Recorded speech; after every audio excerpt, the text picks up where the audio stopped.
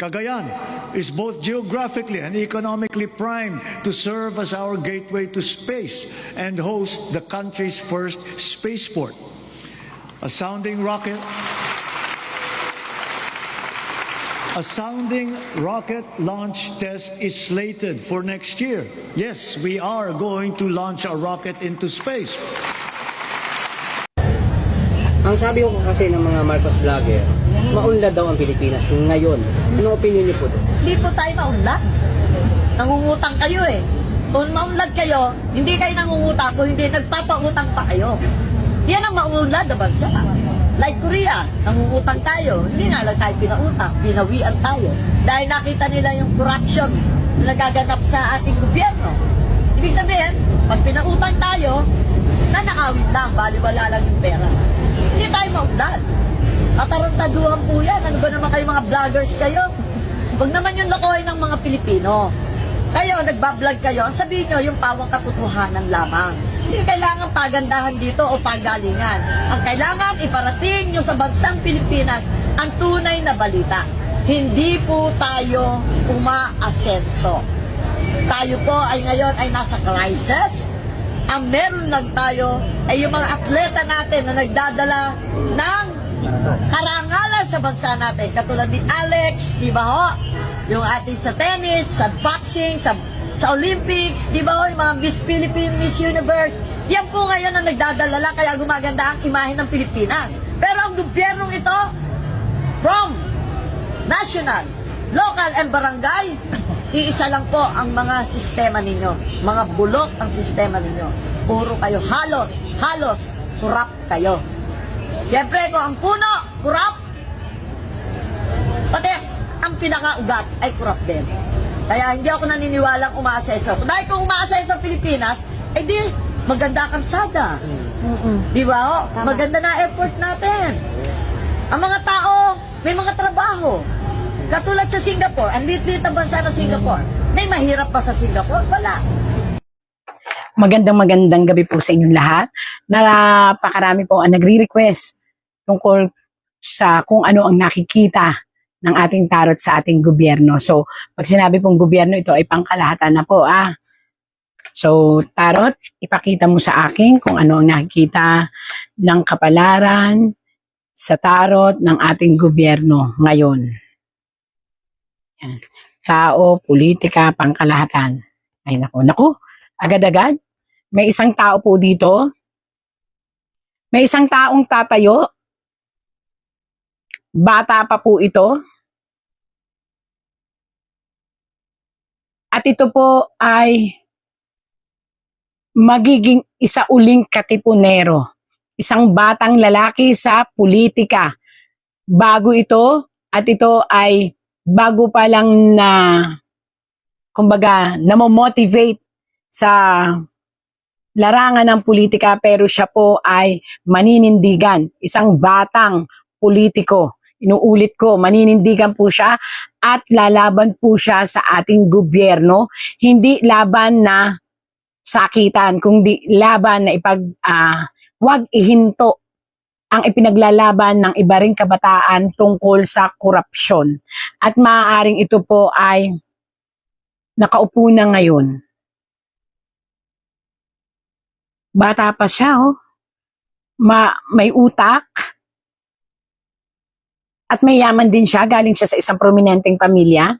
Lalaban siya, hahawak siya ng isang batas kung saan lilitisin niya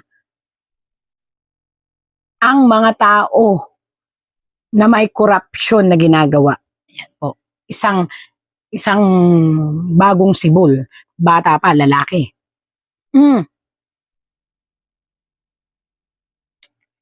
Ito po ay isang baliktad na sitwasyon kung saan ang aakalain po ng iba ay nananahimik.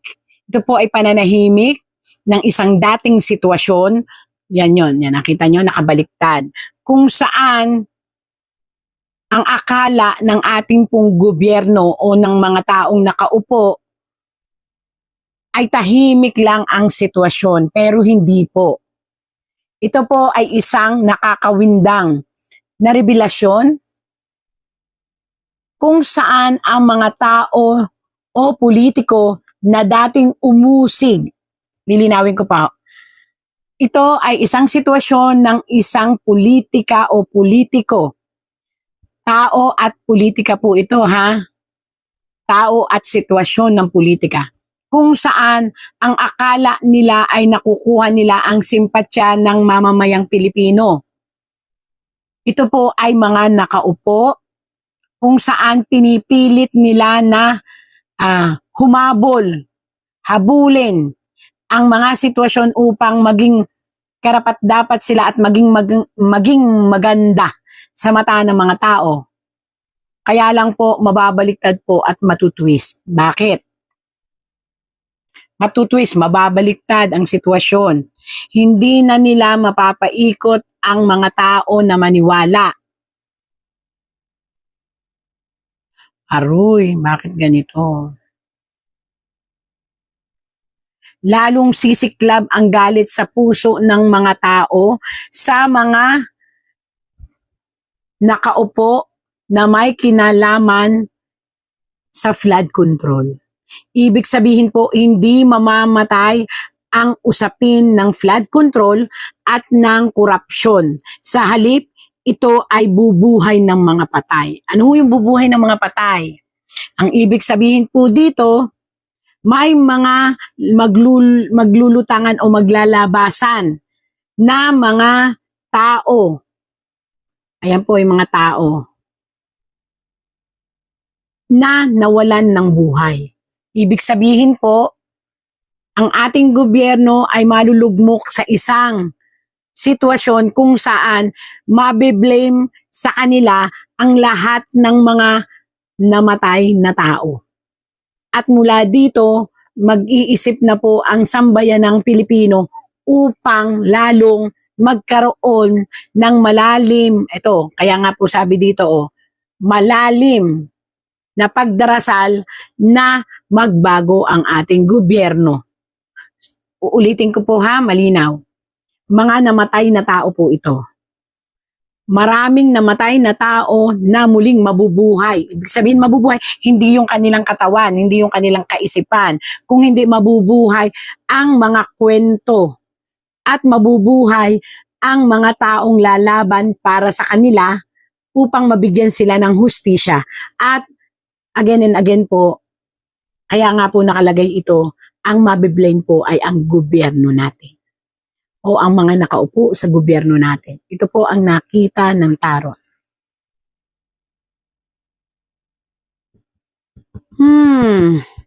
Maraming sitwasyon ang magaganap, unexpected, na maaaring ito pong taong ito kaya po may dugo, tapos may puti, tapos may gray. Ang ibig sabihin po nito, may mga batas, ito po nahulaan ko na dati, pero lumabas po ulit dito.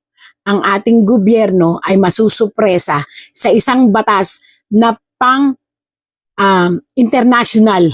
Kumbaga, isang panukalang batas na bigla na lang susulpot at makikialam upang alamin ang katotohanan dito sa problemang dating kinaharap ng ating gobyerno na flood control, corruption, and especially etong lalaking ito na naitapon sa isang malayong lugar which is the ICC, makakalkal lahat. Isang malakas na puwersa, isang banyagang batas ang magkakalkal at makikialam at makikisimpatya sa mga Pilipino upang alamin ang katotohanan doon sa flood control. Tatlo po yun sa flood control, doon sa corruption, kung ano man pong corruption ng mga sangay-sangay ng gobyerno, at sa pagkakulong ng isang matandang lalaki na ngayon po ay nagdurusa at may dinaramdam sa kanyang katawan, lalo na sa kanyang dugo.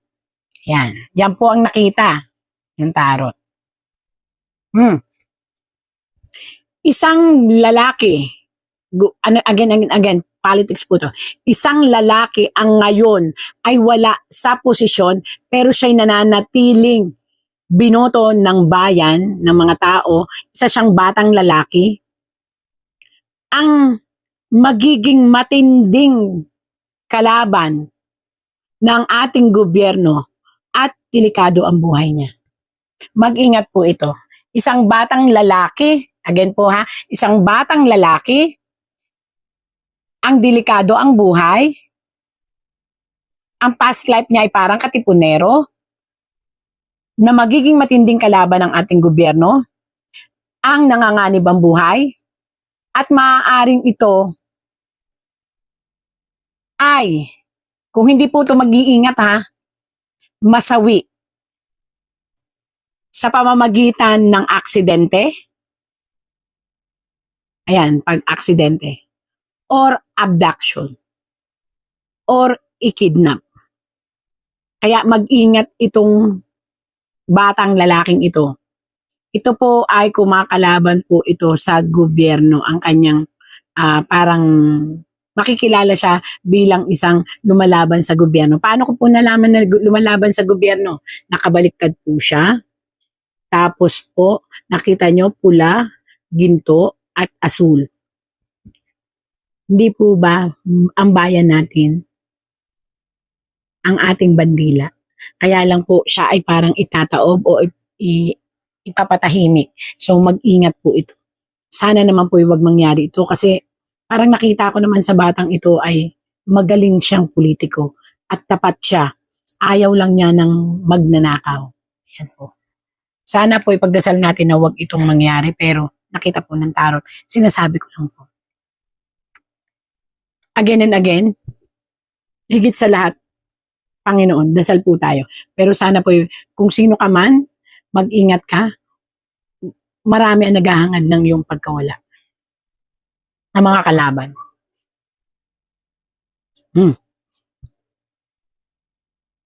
Isang muling pagbabalik ng nakapink na babae. At muli, may mga ibon na nagnanais siyang patakbuhin. Ito po. Isang babae na palalabanin at nakapink po siya ang muling magbabalik at dati siyang kasama ng mga dilaw ba to? Ayan. Naging part din siya ng mga dilaw. Ayan po, dilaw. Pero siya nakasuot ng pink, so babae po siya na yun ang sinisignifies ngayon ng kanyang grupo. At kaya po mayroong espada at may mga ibon, may mga umaawit sa kanya na siya ay tumakbo. Pero again and again po, ayon po sa tarot, hindi na po niya panahon. Sana noon, panahon po niya. Pero ngayon po, baka sasabihin na naman nila, hindi na pala niya panahon, paano mo na lamang hindi panahon? Nakita niyo po ito? Papaliwanag ko po sa inyo ha, para mabigyan ng liwanag. Nakita niyo po itong punong ito? Itong puno pong ito ay dapat noon pa. Pero dapat ito ay lumago at namunga. Kaso hindi nga po siya noon nakapasok. Pero dapat noon nakapasok siya. Kung ngayon siya tatakbo at lalaban dahil sa mga ibon na ito, ayun po yung mga ibon. Ito po yung mga ibon. Yun yung mga wait, maring nagpapayo sa kanya. Maniwala po kayo't sa hindi. Hindi po siya magtatagumpay. Saan? Sa puso ng masa. Bakit? Kasi po mahahati ang puso ng masa in accordance po dito sa politikang ito na sinasabi ko po sa inyo, kailangan niyang pag-isipan na huwag siyang makinig sa mga ibon na yun dahil napakaraming problema ang kanyang sasagupain at hindi na po ito ang tamang panahon para sa kanya. Nakalampas po ang tamang panahon para sa isang malaking posisyon. Mabuting tao po itong taong ito, pero hindi po siya pwedeng makinig sa mga ibon na ito. Sana nakikinig siya. Huwag siyang magpadala sa emosyon at sa bugso ng mga taong nasa paligid niya. Siya mismo dapat ay pag-aralan kung dapat o hindi. Pero it's up to her. Bahala po siya. Basta ako ang sinasabi ko ang nakita ng tarot. Ayan o, baka magamit lang po siya.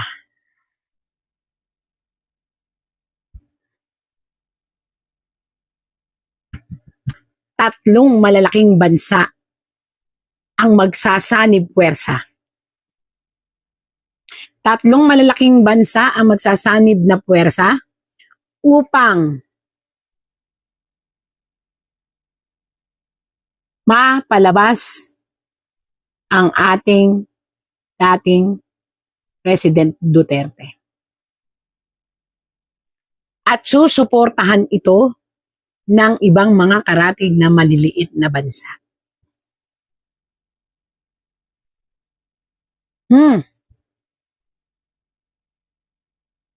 Ang kamatayan ng isang tao, kung ito'y matutupad ayon sa tarot at hindi ito makakabalik ng Pilipinas, pag-uumpisahan po ito ng isang napakamadugong sitwasyon. At ito po'y nakatakdang mangyari sa oras ng kamatayan, death, ng isang tao na minahal ng sanlibutan. Sana wag naman pong mamatay yun, taong yun. Sana makauwi po muna siya. Pero in this term, kailangan dasal ng buong sambayanan.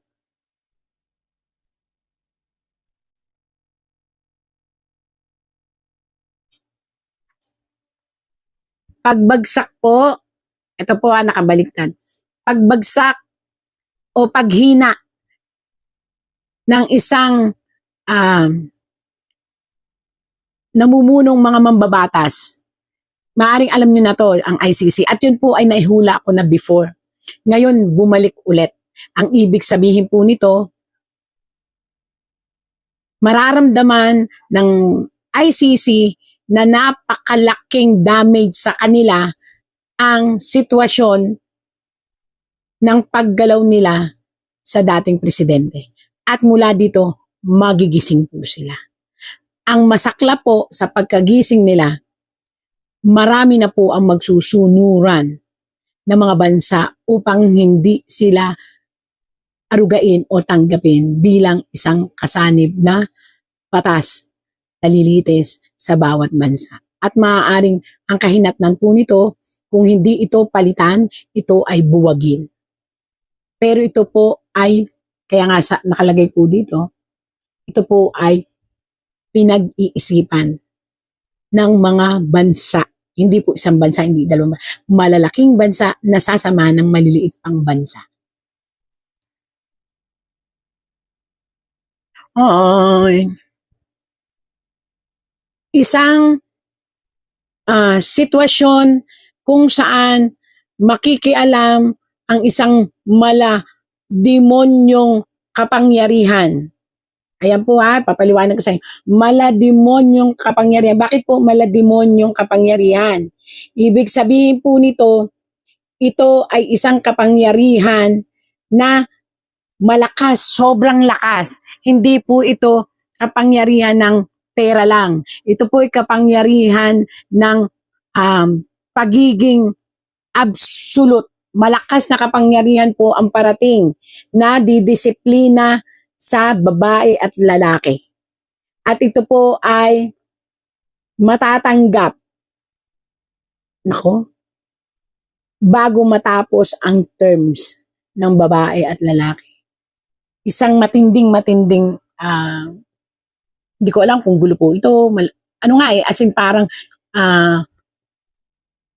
kumbaga sa isang sitwasyon na matindi, mabalasik. As in, nakakatakot. Ang bigla na lang po ito mag-emerge at ang magiging target nito, maaring batas din po to. Maaring isang bansa din po to. Basta matindi po ito, kumbaga, kaya malademonyo sinasabi is hindi po pwedeng i-stop. Ang makapangyarihan talaga to, ang didisiplina sa isang babae at lalaki na, syempre, pinag-uusapan po yung politika. Kung sino, representative lang po itong babae at lalaki. Ibig sabihin, maaring ito ay ang mga namumuno kung sino man, namumuno sa bawat sangay ng gobyerno. Bawat sangay, ibig sabihin, iisa-isahin po ito. Kaya hindi po pero magiging hustisya ito para sa mahihirap. Kaya yung pong mga nakaupo na sa tingin ninyo kayo'y corrupt, sa tingin ninyo kayo may nagawang hindi maganda, sa tingin ninyo po ay may natapakan tayo sa gobyerno. Mayroon pong parating na matinding disiplina na haharapin ng mga nagkasala. Ito po. Yun po ang nakita sa ating gobyerno ngayon. Politika pa rin. Ayan. Ano pa sa labas? Again and again, may nananahimik na bansa. Dalawa ang muling mag-iiringan. Apektado tayo dahil sa ekonomiya. Maring ito'y Iran or Iraq. Sinabi ko na to dati, naulit-ulit po. Ang justice system natin na pinapalibutan ng hocus-pocus o anumang mga negative, bigla po yung maglilinaw at maayos. May isang babae na pipilitin siyang idiin. Ayan po. Isang babae, may bata. Ibig sabihin po nung bata, kumbaga muli siyang parang batang pasusunurin o pananagutin. Pero sad to say po, yung batang babae na ituring, maaring to si BP Sara. Yan na naman, baka sabihin naman nila sa akin ay maka BP Sara. Binabasa ko lang po yung tarot. Nakita niyo po, kalmante lang siya.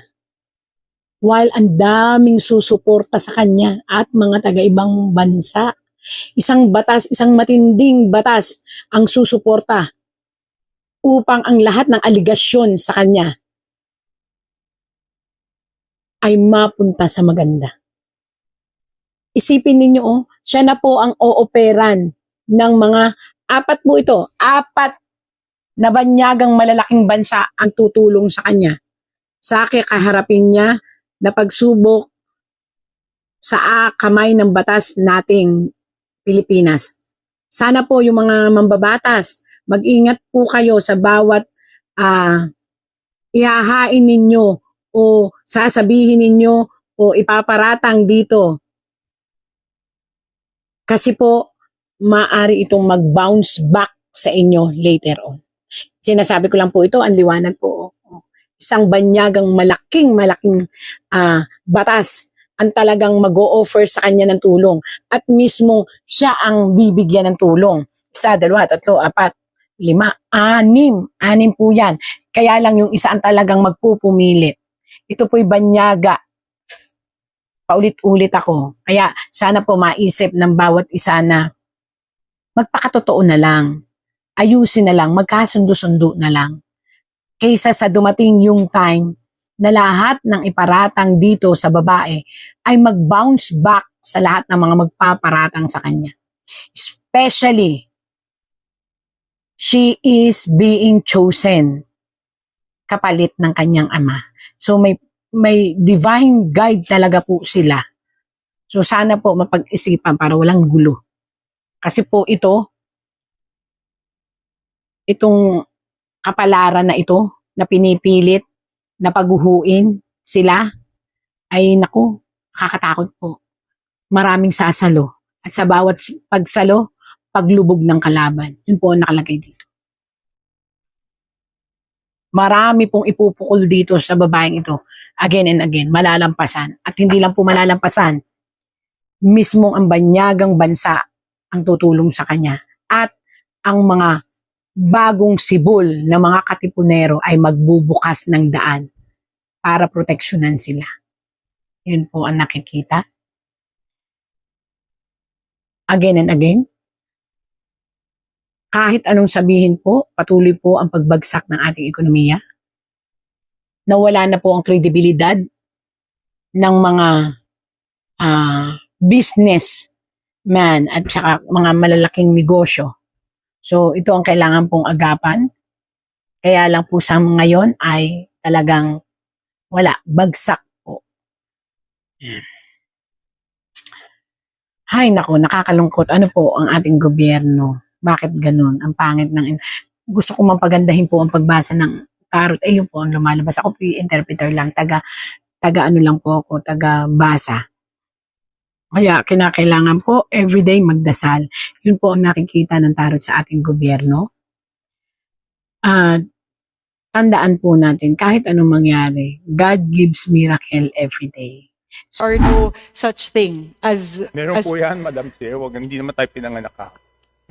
But, So, Madam Chair, last year, kaya kailangan ulitin to. Last year ko po to tinanong. Nung third reading, and I even wrote you regarding this, no? Malaki po yung kontrobersya sa DPWH projects, no? I requested last year nung nag-third reading, I requested the chair na ilabas yung budget per districts at ilabas yung budgets per party list.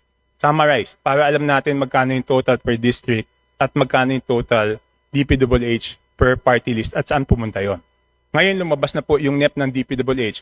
I am requesting again na sa NEP pa lang, i-post po natin sa ating website yung budgets per district para makita ng lahat yung mga budget ng DPWH per district at yung budget ng DPWH per party list at saan po ito napunta. Sasabihin ulit, hindi po ito kasama sa DBCC.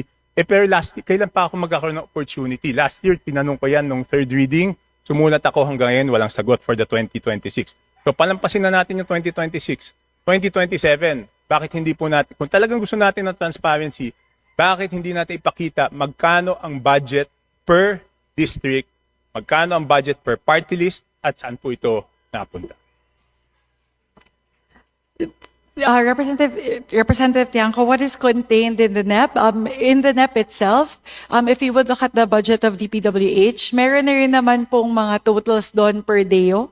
So there's a regional total. There's also a total per district engineering offices. So those information are actually already contained in the NEP itself and later on when the HGAP is filed. Hindi po kaya i-total yun ng ordinaryong mamamayan, Madam Chair. 772 pages yun. Hindi mahahanap yun. Why don't we make it easy for them na ipakita, okay, simula sa distrito na to, ito total budget, ito mga proyekto, ito total budget, ito... Tsaka doon, can you tell me, paano po hahanapin doon yung pinopose ng party list? How will we know sinong party list ang proponent doon sa budget na yon kung hindi po natin ilalabas? Representative Tiangco, again, there are no proponents for the project. So like if you would look at the HGAB and the NEP, you would see that there are totals per district engineering offices. So there is actually no way to us to be able to create a summary of what are proposed by party list members as opposed to district representatives because there are no such thing as... Meron po yan, Madam Chair. Hindi naman tayo pinanganak ka. But again, po, the information that is being asked for, which would be the summary of the budget per district engineering office, per regional office, they're all contained there in the NEP. Within the DPWH budget itself. Makikita nyo po yun, naka-separate out po yan sa NEP. Within the DPWH budget, you already have the totals per district engineering office, and in the annexes, you have there the line items in terms of the project. So, lahat po ng impormasyon na yun, nandun na po yun sa NEP at sa HGAB. Madam Chair, nakasulat po yun sa NEP, pero hindi po naka-total per district. Kaka-check ko lang po. Anyway, yun lang po hinihingi ko. So, pwede bang, kasi yung DPWH budget is 772 pages. So kung hahanapin po yan ng mga kababayan natin, mahihirapan po sila. Hindi ba pwedeng padaliin natin, ihiwalayin lang natin yung mga proyekto per district? Yun lang po ang hiling ko. Pwede po ba?